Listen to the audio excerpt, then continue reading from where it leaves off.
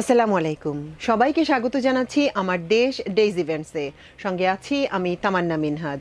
আমাদের ডেইজ ইভেন্টসের আজকের প্রথম শিরোনামটি, ভারতকে মির্জা ফখরুল মানুষের সঙ্গে বন্ধুত্ব চাইলে আগে তিস্তার পানি দিন।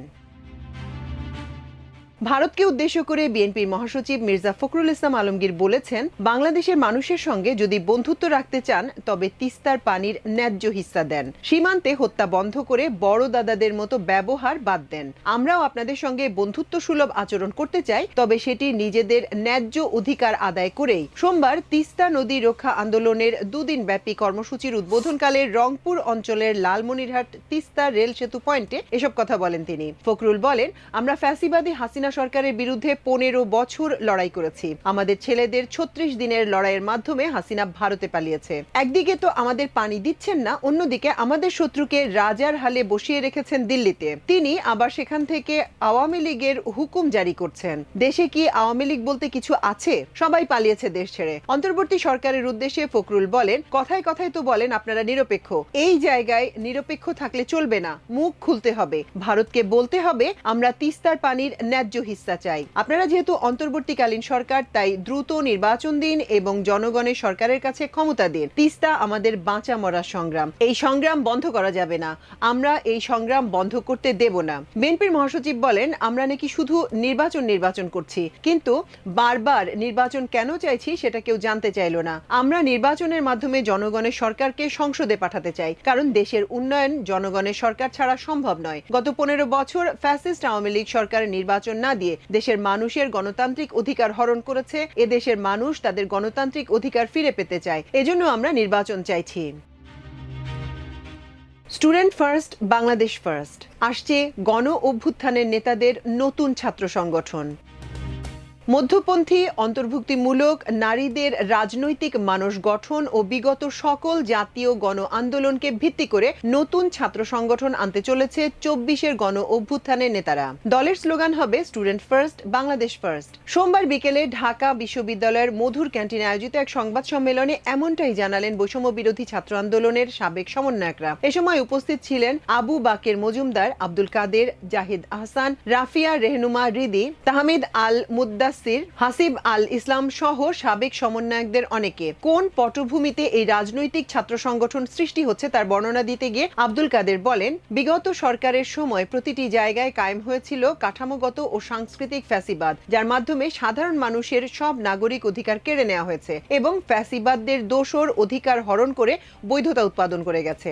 বাংলাদেশের শিক্ষাঙ্গন ও শিক্ষার্থীরা এই ফ্যাসিবাদ থেকে মুক্তি পায়নি। প্রস্তাবনা পেশ করতে গিয়ে আবু বাকের মজুমদার বলেন, এই সংগঠন হবে মধ্যমপন্থী, অন্তর্ভুক্তিমূলক। বিগত সময়ের দলগুলোর নারীদের উপস্থিতি ছিল না। এই সংগঠন নারীদের অন্তর্ভুক্ত করে তাদের রাজনৈতিক মানস গঠন করবে। 1947 থেকে 1924 অবধি সকল জাতীয় গণ আন্দোলনকে ধারণ করবে ছাত্র সংগঠনটি। কর্মসূচি ঘোষণা করে তিনি বলেন, আজকের অনলাইন ও আগামীকাল থেকে অনলাইন অফলাইন জনমত জরিপ ও সদস্য আহ্বান করা হবে। ঢাকা বিশ্ববিদ্যালয় সহ বাংলাদেশের বিভিন্ন শিক্ষা প্রতিষ্ঠানে কার্যক্রম পরিচালনা করা হবে। বিশেষ করে ঢাকা বিশ্ববিদ্যালয়ের টিএসসি, কার্জন হল এলাকা, মোকাররম ভবন এলাকা, কলা ভবন, ব্যবসায়ী শিক্ষা অনুষদ এলাকা, মোতাহার ভবন এলাকা, জাহাঙ্গীরনগর বিশ্ববিদ্যালয়, ঢাকা শহরের বেসরকারি বিশ্ববিদ্যালয় ও কলেজ, সারা দেশে সরকারি ও বেসরকারি বিশ্ববিদ্যালয়ের কার্যক্রম পরিচালিত হবে।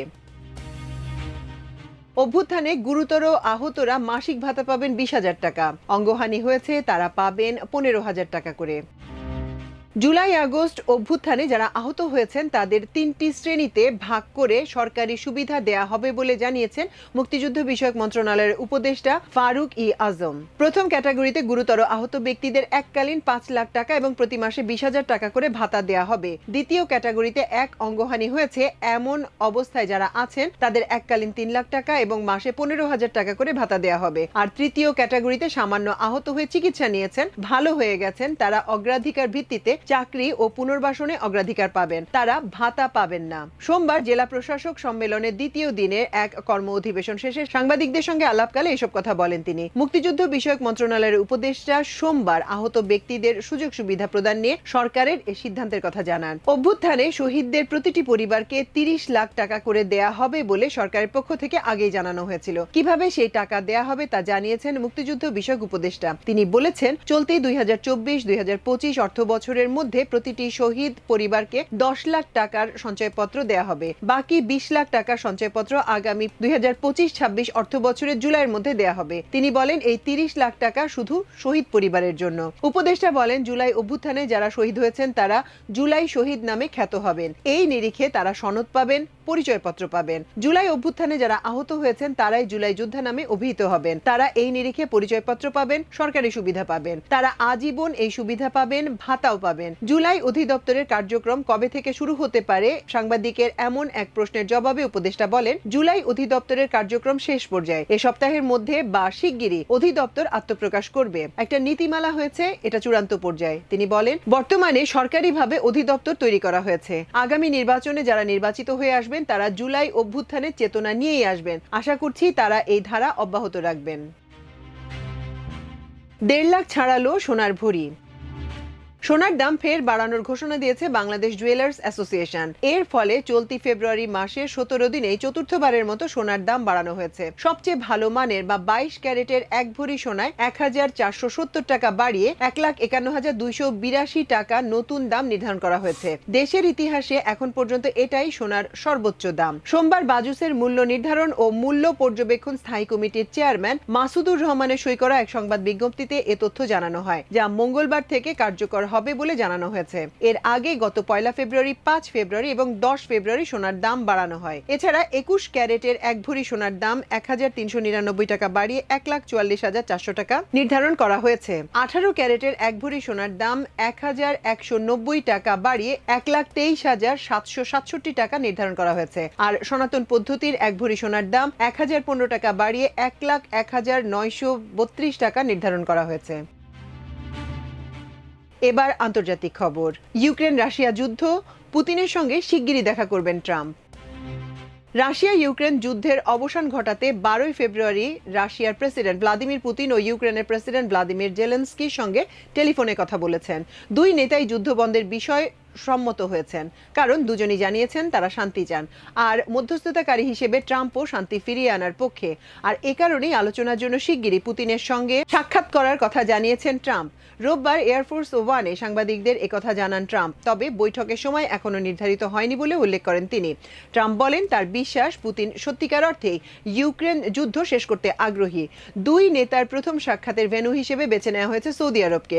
আর এর জন্য সৌদি আরবের রিয়াদে রাশিয়ার ঊর্ধ্বতন কর্মকর্তাদের সঙ্গে ট্রাম্প প্রশাসনের প্রতিনিধি দলের উচ্চ পর্যায়ের বৈঠক অনুষ্ঠিত হতে যাচ্ছে। আমেরিকার পররাষ্ট্রমন্ত্রী মার্কো রুবিও এই বৈঠক নিয়ে প্রত্যাশার কথা ব্যক্ত করেছেন। চলতি মাসে এই বৈঠক অনুষ্ঠিত হবে কিনা সাংবাদিকদের এমন প্রশ্নের জবাবে ট্রাম্প বলেন সময় এখনো ঠিক হয়নি, তবে এটি খুবই তাড়াতাড়ি হবে। এই যুদ্ধ প্রসঙ্গে ট্রাম্প বলেন পুতিন অর্থাৎ রাশিয়ার কাছে শক্তিশালী অস্ত্র আছে। তারা হিটলার ও নেপোলিয়নকে পরাজিত করেছে। এখন ইউক্রেনে দীর্ঘদিন ধরে আগ্রাসন চালিয়ে যাচ্ছে। তারা এরকম আগেও করেছে। তবে এবার সত্যি যুদ্ধ বন্ধ করতে চান পুতিন। পুতিন ইউক্রেনের সব ভূখণ্ড দখল করতে চান কিনা ট্রাম্পের কাছে এমন প্রশ্ন রাখেন সাংবাদিকরা। এর জবাবে তিনি বলেন একই প্রশ্ন তিনি পুতিনকেও করেছেন। পুতিন যদি এমনটা করে তবে আমেরিকা বড় ধরনের সমস্যায় পড়ে যাবে বলে মন্তব্য করেন ট্রাম্প। এর আগে রোববার পররাষ্ট্রমন্ত্রী মার্কো রুবিও বলেন পুতিন গত সপ্তাহে ট্রাম্পের সঙ্গে ফোনালাপে শান্তি প্রতিষ্ঠার কথা জানিয়েছেন। যদিও শীর্ষ এই কূটনীতিক সতর্ক করে বলেন যে এ সংঘাত রাতারাতি সমাধান হবে না। সবশেষে খেলার খবর। চ্যাম্পিয়ন্স ট্রফির জন্য প্রস্তুত পাকিস্তান। দীর্ঘ 3 দশক অপেক্ষার পর আইসিসির কোনো ইভেন্ট আয়োজনের দ্বারপ্রান্তে পাকিস্তান। সবশেষ 1996 সালে ওয়ানডে বিশ্বকাপ আয়োজন করেছিল দেশটি। লম্বা বিরতির পর এমন আয়োজন নিয়ে দেশটির ক্রিকেট কর্তাদের মধ্যে আছে বাড়তি উন্মাদনা। হয়েছে নানা সংস্কার কাজ ও নিরাপত্তা ব্যবস্থাও রাখা হয়েছে সর্বোচ্চ পর্যায়ে। সব মিলিয়ে পিসিবি সভাপতি মহসিন নকভি ঘোষণা দিয়েছেন পাকিস্তান চ্যাম্পিয়ন্স ট্রফি আয়োজনে পুরোপুরি প্রস্তুত। দর্শক, আমাদের ডেইজ ইভেন্টসের আয়োজন আজ এ পর্যন্তই। আগামীকাল ইনশাল্লাহ আরেকটি আয়োজন নিয়ে আপনাদের সামনে হাজির হব। সে পর্যন্ত আল্লাহ আপনাদের সবাইকে ভালো রাখুন, সুস্থ রাখুন এবং দেখুন, শুনুন, পড়ুন, মন্তব্য করুন, শেয়ার করুন, সাবস্ক্রাইব করুন আমার দেশ। এতক্ষণ সঙ্গে থাকার জন্য অশেষ কৃতজ্ঞতা। আল্লাহ হাফেজ।